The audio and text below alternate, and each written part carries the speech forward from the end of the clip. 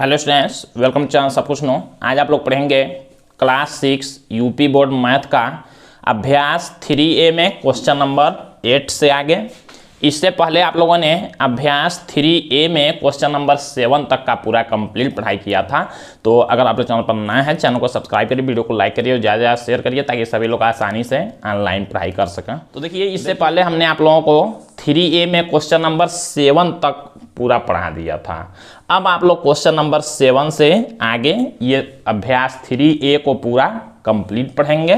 तो देखिए, यहाँ पर क्वेश्चन नंबर 8 में दिया गया है निम्नांकित संख्या रेखा। देखिए, हमने आप लोगों को बताया भी था, इसे संख्या रेखा कहते हैं। इस पर पूर्णांकों को लिखा जाता है। पूर्णांक मतलब देखिए बीच में 0 है, इसको भी पूर्णांक कहते हैं। दाहिने तरफ प्लस वाले संख्या होते हैं, ये प्लस नहीं लिखा जाएगा जिस संख्या के आगे, उसको भी प्लस माना जाता है। प्लस मतलब धनात्मक संख्या इसको कहते हैं। दाहिने तरफ होते हैं 1 2 3 4 9 तक दिए गए हैं। फिर देखिए, 0 से बाईं तरफ माइनस वाले संख्या होते हैं, ऋणात्मक पूर्णांक इसको कहते हैं। और इधर वालों को धनात्मक पूर्णांक और 0 को केवल पूर्णांक कहते हैं। तो ये आप लोग जानते हैं। तो दिया गया है, इसकी सहायता से निम्नांकित पूर्णांकों के जोड़े के बीच के पूर्णांकों को आरोही मतलब बढ़ते क्रम में लिखिए। अब देखिए, यहाँ क्वेश्चन दिया गया है चौतक। कैसे लिखना है? कहा गया इस संख्या रेखा को ध्यान से देखना है और ये जो जोड़ा में दिया गया है संख्या, देखिए कहा गया पूर्णांकों के जोड़ों के बीच के पूर्णांक लिखने हैं। जैसे 2 और 5, यहाँ पर आप लोग देखेंगे +2, ये 2 और 5 दोनों प्लस में है। प्लस का चिन्ह नहीं लगाया रहेगा तब भी आप लोग समझेंगे प्लस में है। 2 और 5, अब इसके बीच ये 2 है, ये 5 है, इसके बीच के पूर्णांक कौन कौन है उन्हीं को लिखना है और बढ़ते क्रम में लिखना है, आरोही क्रम में, बढ़ते क्रम में। तो देखिए, 2 और 5 के बीच कौन कौन सा संख्या है? 3 है, 4 है। तो 3 और 4 लिख देंगे, यही बढ़ते क्रम में होगा। जब आप लोग हल करेंगे, जब इसका आंसर लिखेंगे, काफ़ी ज़्यादा आसान है। पहले हम लोग हल लिख लेते हैं सभी क्वेश्चन के सामने।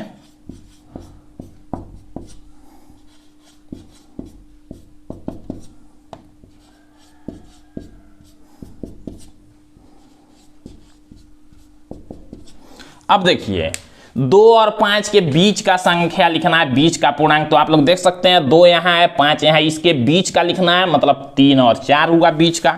तो हम लोग लिखेंगे 3, 4 और आरोही क्रम में लिखना है, बढ़ते क्रम में, मतलब 4 को पहले और 3 को बाद में नहीं लिखेंगे, 3 को ही पहले लिखेंगे फिर 4।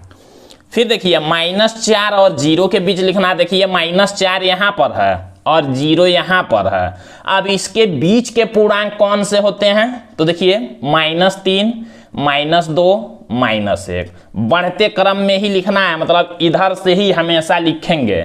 देखिए, -4 और 0, इसके बीच में कौन कौन आ रहा है? -3, -2, -1।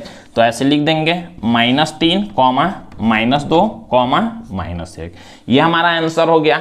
यही बढ़ते क्रम में है। बढ़ते मतलब देखिए, -3 ये सबसे छोटा है। हमने आप लोगों को बताया भी था, अगर सभी संख्याएं माइनस में हो तो जो संख्या बड़ा दिखता है वो सबसे छोटा होता है। तो 3 देखिए ऐसे सबसे बड़ा माना जाता है, लेकिन माइनस में है तो उल्टा होगा, सबसे छोटा है, इससे बड़ा ये है और 1 सबसे बड़ा है। अब देखिए, 3 और 8 के बीच लिखना है। 3 और 8 के बीच देखिए कौन सा होगा? 4, 5, 6, 7। तो आप लोग लिखेंगे 4, 5, 6 और 7, कॉमा लगा के लिखना है। फिर देखिए, 0 और 4 के बीच लिखना है। 0 और 4 के बीच 1 2 3 बढ़ते क्रम में ही है, 1 2 और 3। फिर देखिए, -5, -2 के बीच लिखना है। -5, -2 के बीच कौन सा होगा?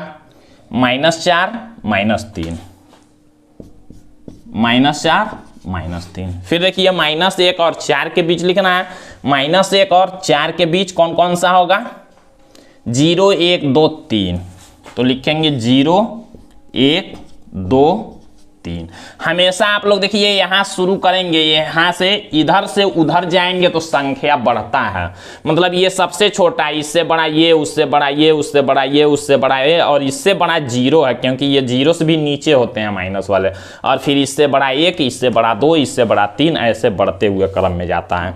तो इस तरह से ये क्वेश्चन 8 कंप्लीट हुआ। इसको आप लोग जल्दी से नोट करेंगे, फिर हम लोग क्वेश्चन नंबर 9 और 10 को देखते हैं। तो देखिए यहाँ पर क्वेश्चन नंबर 9 में दिया गया है निम्नलिखित के मान ज्ञात कीजिए, और 2 लाइन ऐसे खींचे गए हैं, उसमें -13, 12, -37, 0, -47, 101 दिया गया। देखिए ये जो लाइन ऐसे सीधा सीधा 2 लाइन खींचा गया है, इसको हम लोग कहते हैं मॉड। आप लोग नाम याद रखेंगे, MOD, और हिंदी में इसको मॉड पढ़ते हैं। इसका मतलब ये होता है निरपेक्ष मान। अब निरपेक्ष मान किसको कहते हैं? देखिए काफी आसान है। इन 2 लाइन में जब भी संख्या लिखा हो, इन दोनों लाइन को जब आप लोग हटाएंगे तो संख्या हमेशा धनात्मक हो जाता है, प्लस में हो जाता है। मतलब -13 है तो आप लोग इसका आंसर लिखेंगे तो क्या लिखेंगे? 13 लिखेंगे। इसमें से जब संख्या को निकालेंगे तो प्लस में हो जाएगा। अगर प्लस रहेगा तब भी प्लस होगा, माइनस रहेगा तब भी प्लस होगा। यही मॉड का मतलब होता है, निरपेक्ष मान। तो 13 हो गया,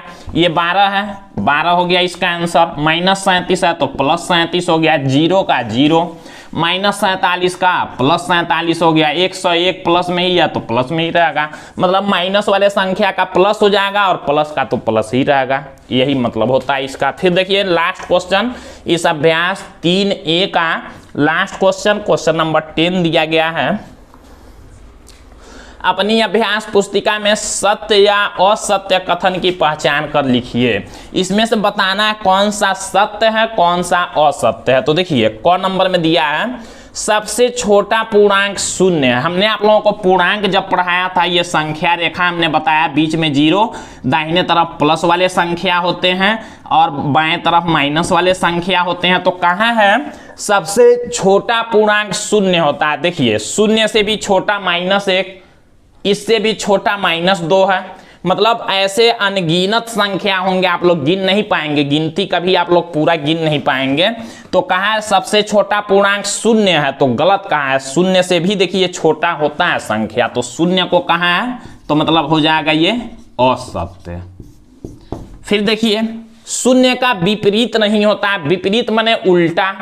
तो कहाँ है 0 का विपरीत नहीं होता है, ये भी गलत है। 0 का विपरीत होता है 0 ही, मतलब 0 का उल्टा 0 ही होता है।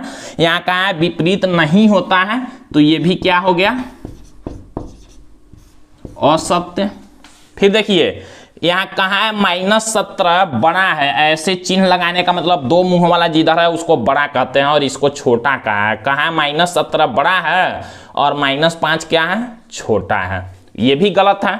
देखिए ये -5 बड़ा होता है, माइनस वाले उल्टा होते हैं, -5 बड़ा है, -17 छोटा, जबकि यहाँ -17 की तरफ बड़ा मुंह किया है, तो मतलब ये भी क्या है? गलत है। देखिए घ नंबर में दिया एक धनात्मक पूर्णांक अपने योगात्मक प्रतिलोम से बड़ा होता है। ये सही है। क्यों सही है?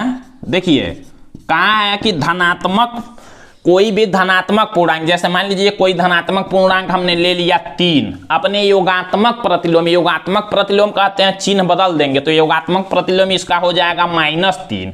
तो कहा है कि धनात्मक वाला जो संख्या होगा ऋणात्मक वाले प्रतिलोम से बड़ा होता है, तो सही है, धनात्मक बड़ा होगा। 3 प्लस में बड़ा है, -3 छोटा है, तो मतलब सत्य होगा। इसी का उल्टा कहा है एक ऋणात्मक पूर्णांक अपने योगात्मक से बड़ा होता है। ऋणात्मक पूर्णांक मान लीजिए 3 है, तो कहा है अपने योगात्मक प्रतिलोम, मतलब इसका योगात्मक प्रतिलोम +3 होगा, तो कह रहा है इससे ये बड़ा होगा, तो ये तो गलत है, माइनस वाला बड़ा नहीं होगा। तो यहाँ आप लोग लिख लेंगे असत्य।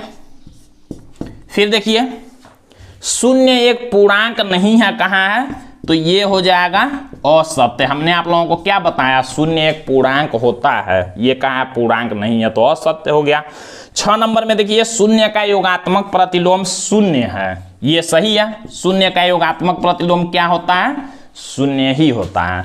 तो इस तरह से ये अभ्यास 3 आप लोगों का कंप्लीट होता है। फिर अगले वीडियो में आप लोग इसके आगे का अभ्यास देखेंगे। तो आज के लिए बस इतना ही।